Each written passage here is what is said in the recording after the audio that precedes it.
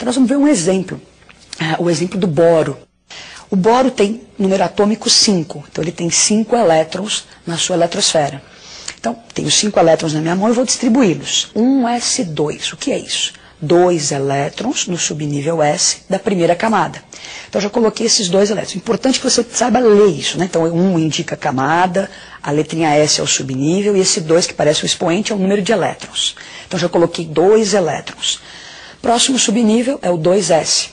Então, 2s, no S cabem 2 elétrons, coloco mais 2 elétrons. Então, 2s2. Então, 2 elétrons no subnível S da camada 2. Por enquanto, eu coloquei 4 elétrons. Mas falta 1. O próximo subnível é o 2p. Só que o subnível P cabem 6 elétrons. Só que 6 é o valor máximo. Eu não tenho 6 elétrons para colocar aí. Já coloquei 4, tenho só 1 elétron na minha mão. Então, eu vou completar com um só. Como que a gente usou o diagrama de Linus Pauling? Ele me deu a sequência para você distribuir os elétrons, então, na eletrosfera. Você não pode, em momento algum, pular essa sequência de energia. Você vai preenchendo subnível por subnível e só pode alterar o valor no último subnível, naquele mais energético. Você pode colocar um pouco menos do que o valor máximo. Nós vamos ver agora um exemplo um pouquinho mais complicado, o exemplo do ferro. Então, o ferro tem número atômico 26.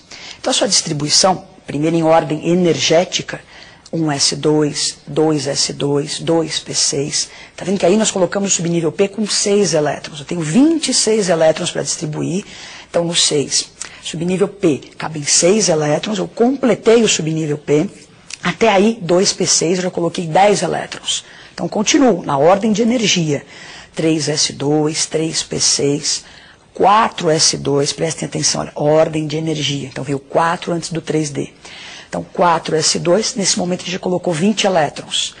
O próximo subnível é o 3D. E no D cabem no máximo 10. Só que para completar os 26 só me restam 6 elétrons. Então eu vou lá e coloco 6 nesse último subnível. Esse subnível 3D6 ele é muito importante, é o subnível mais energético. Esse subnível mais energético é uma forma, nenhum outro elemento. Se você mudar o número atômico, vai mudar aquele finalzinho ali. Então esse 3D6 é uma outra forma de você identificar o elemento ferro. Então o subnível mais energético é uma forma de se identificar o elemento. Agora nós vamos fazer uma outra distribuição, vamos reorganizar isso que nós fizemos. Então, reorganizando a bagunça, nós vamos pegar essa distribuição que está em ordem de energia e agrupar os subníveis por camadas. Então, está lá, 1s2. Então, o que indica a camada? Lembra que este número está na frente da letrinha S lá. Então, 1, o 2, o 3, que indica a camada. Então, eu quero agrupar por camada. Então, quem ficou na camada 1? 1s2. Quem está na camada 2? O 2s2, o 2p6. Quem está na camada 3? 3s2, 3p6 e 3d6. Você não altera valor algum. Você está reorganizando por camadas. E, finalmente, o 4s2. Essa distribuição a gente pode chamá-la de geométrica. Então, ela me dá as camadas, subníveis por camadas.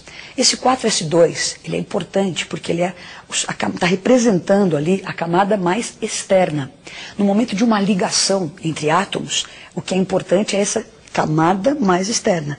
Os átomos vão se unir, então essa última camada me interessa bastante nas próximas aulas. E por fim a gente pode fazer uma última distribuição, que é organizar o total de elétrons que ficou em cada camada. Então na camada K eu tenho um total de 2 elétrons, na L8, na M14 e na N2. Essa camada N, que é a última camada do átomo de ferro, é chamada de camada de valência. Nós aprendemos como distribuir os elétrons na eletrosfera. Então, desvendamos os mistérios, sabemos que tem níveis, subníveis, uma ordem para se colocar esses elétrons. Então agora a gente já está apto a fazer um exercício. Então, exercícios comuns de vestibular, né? Nós vamos dar uma olhadinha nesse exercício. Um estudante apresentou a seguinte distribuição para o átomo de bromo. Lembrando que alguns vestibulares eles dão a tabela periódica ao começo da prova. Então o número atômico do bromo estava disponível, ele é 35. Então nós temos aí 1s2, 2s2, 2p6, 3s2, 3p6, 3d9, 4s2, 4p6.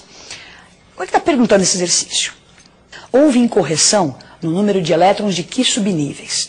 Então ele deu uma distribuição e está perguntando o que está errado ali. No D, no P, no S, o que aconteceu? Agora vamos para a resolução desse exercício. Então nós vamos fazer a distribuição, primeiro, sempre em ordem de energia. Então nós vamos ter um S2, vamos distribuir os 35 elétrons em ordem energética. 1S2, 2S2, 2P6, 3S2, 3P6, 4S2, 3D10, 4P5. Reorganizando na ordem geométrica, nós vamos ter lá a camada 1, a 2, a 3 e a 4, que é como está no exercício, a ordem geométrica. Então você observa o quê? Onde houve erro no subnível 3D e no 4P. Então alternativa A. Então por hoje é só, desvendamos aí os mistérios da eletrosfera e até a próxima.